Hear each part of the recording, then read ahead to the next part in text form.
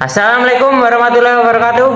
Pada video kali ini saya akan membedah sebuah buku berjudul mengenai perencanaan pembangunan desa, di mana buku ini diterbitkan oleh Kementerian Desa, Pembangunan Daerah Tertinggal dan Transmigrasi Republik Indonesia, di mana pada buku ini berisi mengenai hal-hal penting mengenai pembangunan yang harus dilakukan di wilayah perdesaan, namun perlunya perencanaan yang matang dalam pembangunan tersebut. Pada bab pertama, yaitu bab pendahuluan sendiri, berisi mengenai pentingnya pembuatan perencanaan yang baik agar terciptanya pembangunan desa yang baik pula. Sedangkan untuk bab yang kedua mengenai pembentukan perencanaan pembangunan desa dengan masyarakat, di mana ini kita jika ingin melakukan perencanaan pembangunan desa harus melibatkan masyarakat sebagai salah satu pihak untuk mempertimbangkan mengenai bagaimana sih pembangunan yang akan kita lakukan. Dan untuk yang kedua sendiri atau yang ketiga, bab ketiga, yaitu mengenai perencanaan pembangunan desa, di mana pada bab ini kita dijelaskan mengenai pentingnya pembuatan RPJM desa, di mana RPJM desa ini merupakan rencana pembangunan jangka menengah pemerintah desa yang dengan kurun waktu sekitar 6 tahun, dan juga pembuatan yaitu RKP desa, di mana ini merupakan rencana kerja pemerintah desa. Pada ini bertujuan untuk menunjukkan rencana pembangunan atau kerja dari pemerintah desa selama 1 tahun ke depan, yang nanti akan diintegrasikan dengan adanya APBDes. Dan perlu diketahui juga, pada buku ini juga menjelaskan berapa sih persyaratan dan teknik-teknik dari pembuatan rencana pembangunan jangka menengah oleh desa dan juga rancangan kerja pemerintah desa, baik dari rencana pembuatan maupun pengajuan sampai juga melakukan finalisasi saat acara musyawarah desa.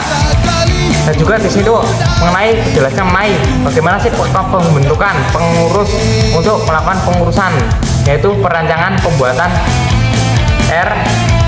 RPJM desa dan juga RKP desa. Untuk bab yang selanjutnya itu bab keempat, yaitu bab pelaksanaan, di mana pada pelaksanaan ini sendiri kita harus melakukan perencanaan seperti yang sudah dilakukan. Yang kedua, harus melakukan pengajuan serta pelaporan, karena kita juga harus menimbangkan pelaporan yang harus kita sampaikan pada pusat, dan adanya sisi dokumentasi dan juga masalah-masalah seperti permasalahan yang kita hadapi, pastinya juga harus ada solusi kan. Nah, itu pastinya kita harus melakukan pelaporan serta pendataan terlebih dahulu. Baik, untuk bab yang kelima dan yang terakhir, yaitu mengenai pengawasan yang dilakukan pada saat perencanaan atau pembangunan di wilayah perdesaan, di mana kita harus melakukan pengawasan, yang dimana untuk pengawasan ini sendiri pada buku ini dijelaskan, yaitu yang bertugas yaitu wali kota dan bupati, di mana mereka bertugas untuk mengawasi mengenai keselenggaraan pembangunan di wilayah perdesaan.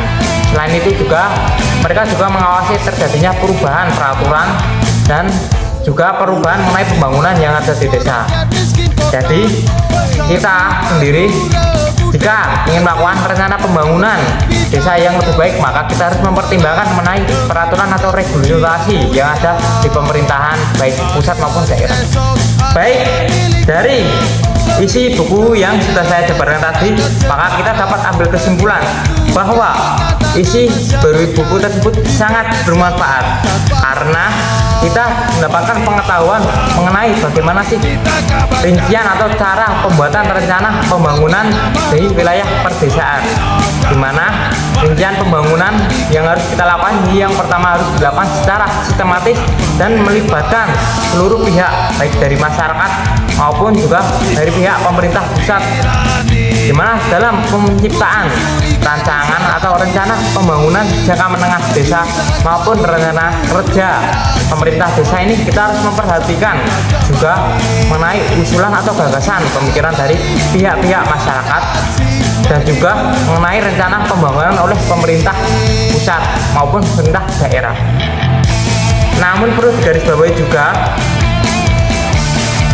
pada buku ini masih ada beberapa kekurangan. Pertama, dari segi penulisan sendiri masih ada beberapa hal yang tidak sesuai atau tidak ada spasinya.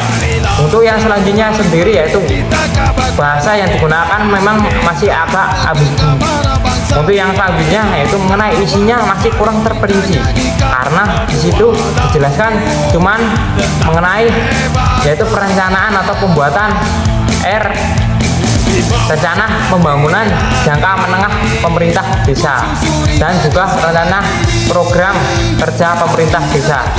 Maka perlunya juga adanya informasi yang lebih terperinci seperti apa sih bentuk atau contoh dari rencana pembangunan tersebut. Karena di sini juga bertujuan utama dari buku ini adalah karena agar adanya pendampingan atau penciptaan mutu dari kualitas pemerintah desa yang mampu menciptakan pembuatan rencana pembangunan di wilayah perdesaan yang lebih baik lagi. Namun di buku ini kurang jelas dijelaskan mengenai hal tersebut yang lebih terperinci. Atau dapat kita ambil kesimpulan bahwa buku ini cuma menjelaskan dalam bentuk kasaran saja, tidak sangat mendalam. Maka perlunya pengembangan lebih lanjut. Namun perlu kita sadari juga buku ini sudah cukup bermanfaat bagi kita walaupun masih ada beberapa kekurangan. Namun pastinya kekurangan itu maka kita harus pelajarinya ke bagian buku yang lain. Baik, perkiraan sekian sih atau sampai sini aja sih mengenai ulasan dari buku perencanaan pembangunan desa yang diterbitkan oleh Kementerian Desa Pembangunan Daerah Wilayah Tertinggal dan Transmigrasi Republik Indonesia. Wassalamualaikum warahmatullahi wabarakatuh.